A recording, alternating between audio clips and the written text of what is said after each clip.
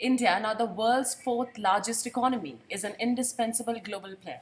With Prime Minister Modi's presence at the G7 summit, how do you see this influencing Canada's approach to resettling strained bilateral ties, particularly in the wake of past tensions over Khalistan related issues? Well, I think Mr. Carney, when he was running during the campaign, he had already said that he wanted to reset Canada-India relations. I think at that time, India hadn't graduated to the fourth place, and so he already saw the importance and significance of the country on the international stage. And I think that now that India has moved to the fourth place, that only probably encouraged him more. As well, I think that other partners in the G7 may have spoken to Mr. Carney and said, yeah, right or wrong, India may have some issues with you, but we shouldn't ignore India in the long run and deal with your issues in the way you can. I mean, that's how leaders do that sometimes. Okay. Several Sikh groups are protesting Canadian PM Carney's invitation to PM Modi. How seriously should Canada view these protests, considering these groups have arguably done more damage to Canada's international image than to India's interests? Well, they did a huge damage to our image as a country when they brought down Kanishka in 1985. Long before that, in fact, terrorist Dalvinder Parmar had killed some police officers and run to India. And Indira Gandhi, in fact, had sought the extradition of Mr. Parmar. And at that time, I believe we didn't have an extradition treaty, and Mr. Parmar was never sent back. And then Mr. Parmar became the top mastermind of the Air India terror. So in a sense, we've already been damaged hugely by these elements, and they continue to do damage to Canada's image in the world. Canada's political parties have allowed these elements to seep into them. And in fact, the former Prime Minister Harper spoke some days ago saying, just like we would not entertain anyone that wants to separate Quebec from Canada within the parties that want to govern Canada as a country, similarly, we shouldn't be allowing elements into our political parties that want to dismember friendly countries. He said that some days ago, and I've felt that all along, and I think that Mr. Carney may secretly believe in the same thing, although he hasn't said so.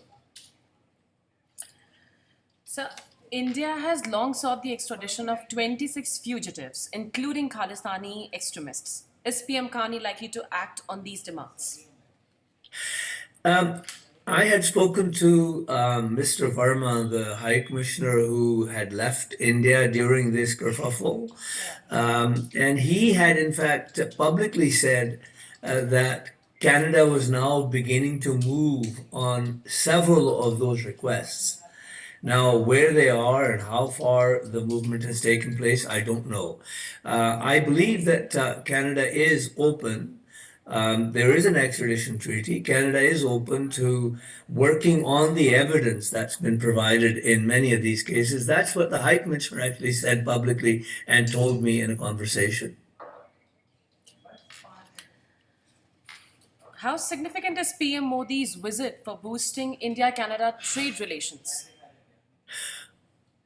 Well, I believe it is very significant because Canada exports a lot of grains to India, a lot of dals and the stuff, and I have a friend who is in that business and is suffering because no trains are leaving from his place, and I believe that it's very important both in terms of trade and in terms of international issues. We have similar interests being democracies, and I believe that India, Canada, both being in a sense somewhat non-aligned or or having strategic independence, as we call it. I think they have a lot in common to work on in the international stage. Given recent diplomatic strains, what steps is Canada taking to rebuild trust and ensure long term cooperation with India? Well, you already have. The first step was that Mr. Carney indicated during the election that he wanted to reset the relationship. This opportunity of G7, Canada being the chair, came quickly, and he was able to actually fulfill that promise, at least the beginning of that promise, and invited Mr. Modi. And I think that that hopefully, I mean, the Niger issue aside, I mean, that is an important issue.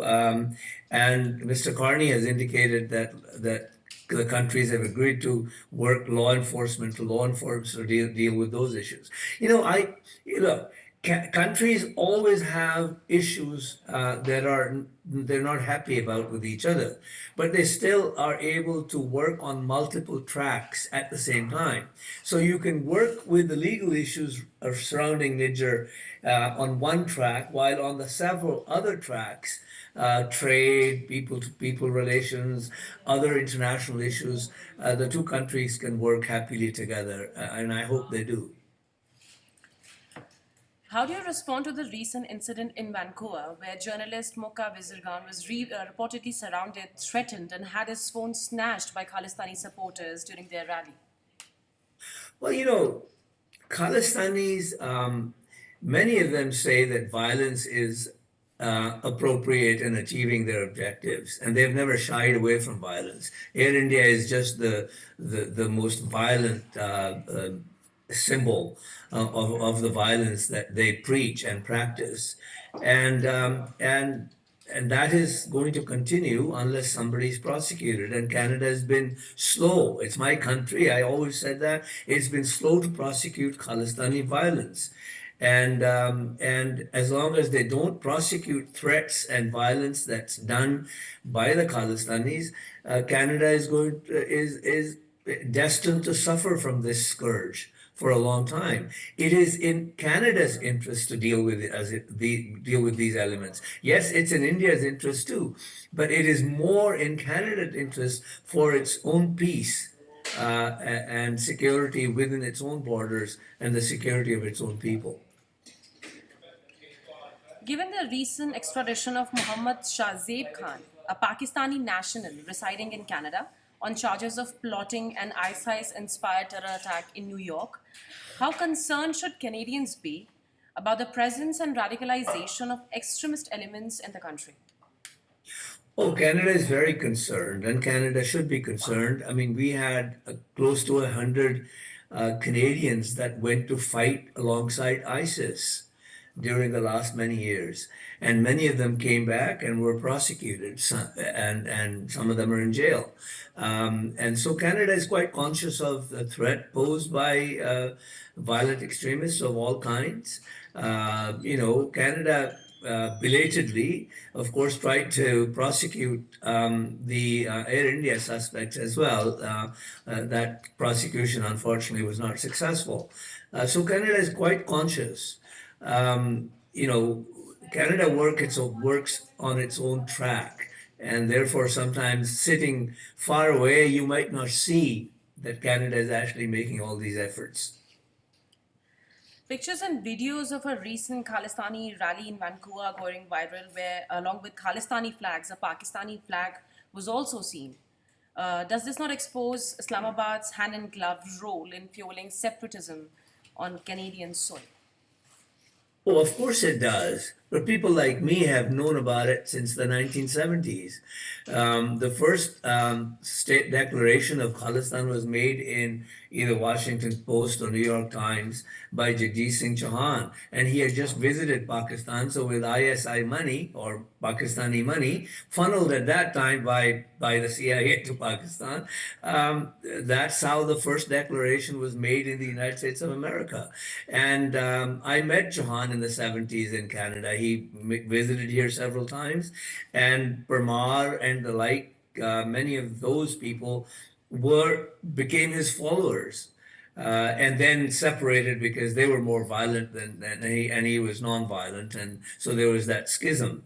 No, we have always known about the ISI connection. We still believe that some of the current activities by like the likes of Pannu and others are Pakistani agents. I mean, his handlers are Pakistanis in the United States of America. We've known that. India has known that. Canadian politicians, many of them, gullible as they are, either turn a blind eye or are ignorant of that. And I think that with the Pakistani flag doing the rounds in the Khalistan demonstrations, Canadian politicians would become aware of the kind of heinous policy that Pakistanis have had for a long time to destabilize India, Punjab.